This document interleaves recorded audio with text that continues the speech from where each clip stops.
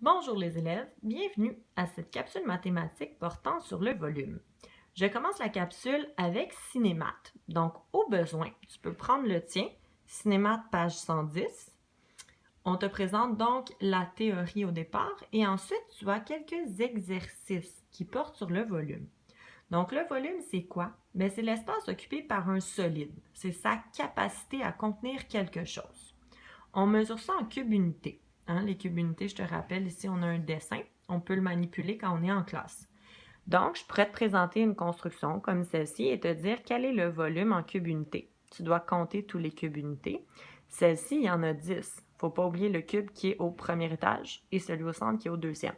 Donc, 9 en bas plus un cube, ça fait 10. Donc, quand on t'a initié au volume plus jeune, on t'a montré ça en cubes unités.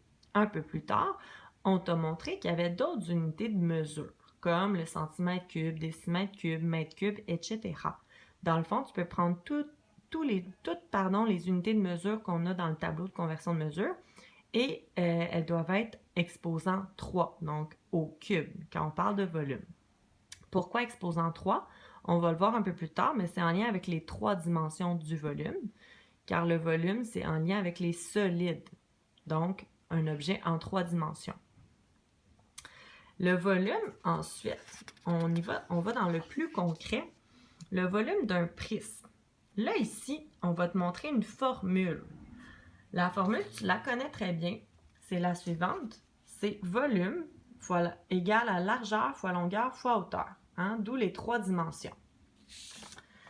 Dans l'exemple ici, on a 3 cm fois 5 cm fois 2 cm. Le volume est donc de 30 cm3. Ça, en général, ça va bien. Vous le maîtrisez adéquatement. Donc, dans Cinémat, page 112 et 113, on va te faire pratiquer justement les formules.